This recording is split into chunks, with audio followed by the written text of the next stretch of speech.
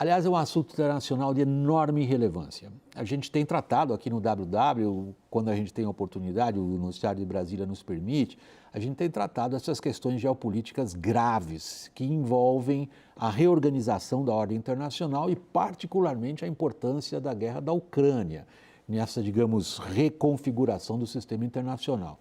Agora, nos faltava, e alguns dados recentes nos deram essa oportunidade, nos faltava falar da guerra e da importância dos semicondutores, do ponto de vista geopolítico, não só do ponto de vista comercial. Todas as cadeias, a globalização, se a gente quiser entender esse fenômeno, esta globalização, né? É a globalização agora do século XX, XXI. Se a gente quiser entender esse fenômeno, nós somos obrigados a pensar neste pedacinho, o chamado chip. Os transistores ali miniaturizados e colocados. Para que você que nos acompanha tenha uma ideia, os seus telefones celulares que você está acostumado a usar, cada um deles, em média, tem 20 a 30 chips embutidos ali. Ou seja, é impossível imaginar globalização, revolução tecnológica, internet sem este componente. E por que esse componente é tão importante? Porque é de uma sofisticação tecnológica que poucos dominam. E agora é o que está no centro do conflito internacional. China e Estados Unidos travam uma batalha pelo domínio desses componentes e suas respectivas alianças. A reportagem, para vocês conferirem primeiro e depois a gente analisa, é do nosso correspondente sênior, Américo Martins. Os semicondutores de última geração estão na linha de frente das disputas geopolíticas e econômicas entre as duas maiores potências do mundo, os Estados Unidos e a China. Também chamados de chips, os semicondutores são pequenos pedaços de silício com milhões de circuitos instalados dentro deles. São eles que fornecem o poder de computação de quase todos os dispositivos eletrônicos, de lava-louças e celulares a poderosos data centers e até mísseis balísticos intercontinentais. Utilizados em milhões de produtos, eles movimentam mais de 500 bilhões de dólares por ano. E esse número vai mais do que dobrar até o final desta década. Mas é o domínio das técnicas de produção mais avançadas que pode determinar, de fato, quem vai controlar as cadeias de suprimento globais e vencer a disputa entre o Ocidente e a China. Por isso, os dois lados estão tentando bloquear o acesso do outro a muitas tecnologias associadas aos semicondutores. Alegando razões de segurança nacional, os americanos já suspenderam a venda de muitos produtos relacionados ao setor para a China. E pressionaram a Holanda e o Japão a fazer o mesmo. O caso holandês levou Pequim a protestar formalmente contra o país europeu, o único lugar do mundo a produzir máquinas de litografia, que usam luz ultravioleta para gravar os pequenos circuitos nos processadores. A China também retaliou nos últimos dias, banindo o uso de chips da empresa americana Micron em projetos de infraestrutura no país asiático. Nesta terça-feira, foi a vez da Apple anunciar um acordo bilionário com a fabricante Broadcom para usar mais chips fabricados nos Estados Unidos. As duas empresas americanas vão desenvolver componentes para dispositivos 5G, que serão projetados e fabricados nos Estados Unidos. Uma aposta para tentar diminuir a dependência da Apple das fábricas chinesas. A China vai tentar usar o seu peso econômico para pressionar outros países a não aderir às pressões americanas. Mas uma coisa é certa, a batalha pelos chips só vai se intensificar. Américo Martins, de Londres, para a CNN Brasil. Acho um bom resumo do Américo. Agora, cabe a nós tentar entender como é que isso vai se desenrolar. É evidente que a China aí tem um atraso. A gente tem visto a China sempre com grande admiração, por sinal, que a gente tem pela capacidade que a China teve nesses últimos 30, 40 anos, de passar de copiar a inovar, Mas no caso da fabricação dos chips, ela está atrás. Particularmente aquela máquina que a reportagem do Américo Martins mostrou na Holanda, é uma máquina com 457 mil componentes. Ela desafia até os princípios de física, da capacidade que ela tem de miniaturização. Agora, os chineses, os americanos encostaram eles na parede. Parecido ao que os americanos fizeram com os japoneses antes da Segunda Guerra Mundial, cortando suprimentos de petróleo. E aí? O que a China consegue fazer é fechar o mercado, que foi o que ela fez com a Micron, né? Desde 2020 que ela vem reduzindo as compras. Isso um levantamento da Reuters mostrou. Já os Estados Unidos, Holanda, Coreia do Sul e Japão detêm a tecnologia de desenho de equipamento para a manufatura dos chips nas fundições, né?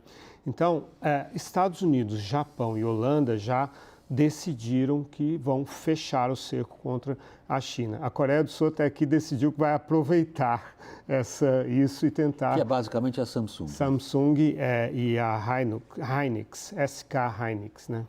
Que vai aproveitar, mas está sendo muito pressionada pelos Estados Unidos. Afinal, existe uma questão geopolítica que afeta também a Coreia do Sul, que também é alvo ali da projeção chinesa no leste asiático.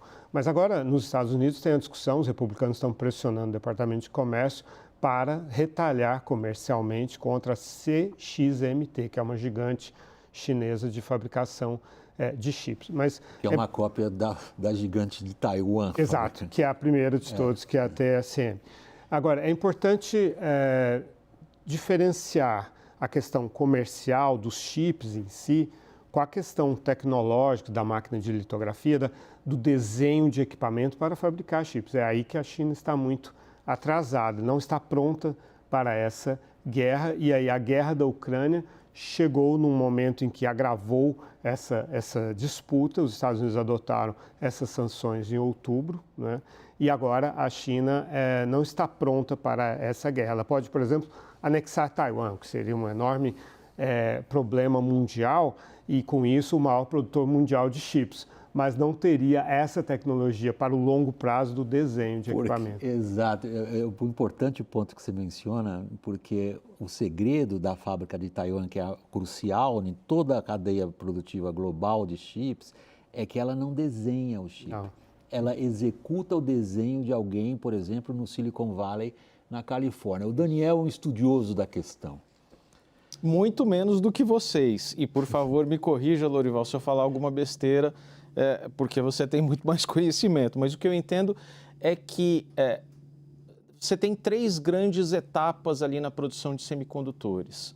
O design, a fabricação, a manufatura e o encapsulamento, o corte dos chips. O design é dominado pelos Estados Unidos.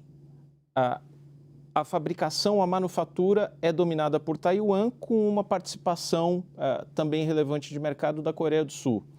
E, finalmente, o encapsulamento, em que você tem a China como o grande player. A China quer dominar as etapas anteriores, principalmente o design. E é interessante que quanto essa escala de desenvolvimento de tecnologia se mede em nanômetros. Quanto menos nanômetros, mais à frente você está. A China só vinha conseguindo desenvolver chips de 24 nanômetros, até que finalmente no ano passado conseguiu um de menos de 10. Grande ganho, certo? Ela pulou gerações. Só que se você não tem suprimentos, se você tem uma pressão ali do mundo inteiro, um boicote de fornecimento à China, ela não consegue fazer o catch-up, ela não consegue se juntar ao que há mais de ponta na indústria mundial de semicondutores. E ela tem como revidar. Ela tem como revidar porque ela diz, opa, eu domino aqui a parte de encapsulamento, de corte e o mercado. Então, você não quer me fornecer, eu também não abro o meu mercado. E aí você tem hoje, por exemplo, o CEO da NVIDIA, que é uma das maiores fabricantes de semicondutores do Vale do Silício, dizendo, opa, peraí, isso vai dar ruim aqui para mim, porque não tem várias Chinas no mundo para eu desovar meus chips. Só tem uma China. Então, é um jogo ali de enorme complexidade, em que você tem o fator Taiwan também, que serve como uma espécie de escudo de platina ali para qualquer cenário de invasão, de guerra, porque Se Taiwan, que fabrica grande parte da manufatura, né, dos chips, entra ali no jogo, você pode ter um colapso no fornecimento mundial. A gente já viu durante a pandemia no que isso dá. Então, é um jogo de assim, enorme complexidade e fascinante. Lourival, eu vou passar para você a questão que tem a ver, para encerrar essa conversa, que é a seguinte: o que se antecipa que seja a resposta político-militar da China a esse desafio? Mas assim, fazendo um parênteses à contribuição do Daniel, ele citou o nome NVIDIA, que bate no coração de todo gamer, né? NVIDIA são os chips usados sobretudo para qualidade de imagem em games. E as pessoas às vezes se esquecem que é exatamente esse chip o chip fundamental para a inteligência artificial. Porque ao desenvolver games, eles desenvolveram um chip que é capaz de fazer computações paralelas, enquanto os outros chips fazem computações sequenciais.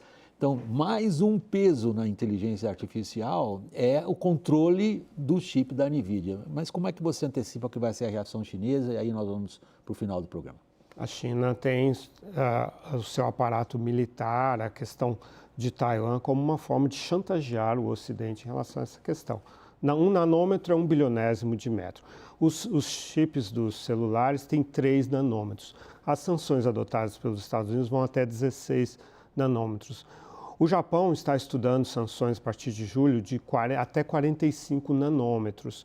E a maior parte da inteligência artificial, dos veículos e dos eletrodomésticos tem 28 nanômetros. Então, as sanções do Japão são muito mais restritivas do que as dos Estados Unidos. E a Holanda está pensando em ir na mesma direção. Então, Holanda, Japão e Estados Unidos é um cerco muito forte. A China não tem uma resposta tecnológica para isso. Tem uma resposta comercial, econômica e uma resposta militar apenas.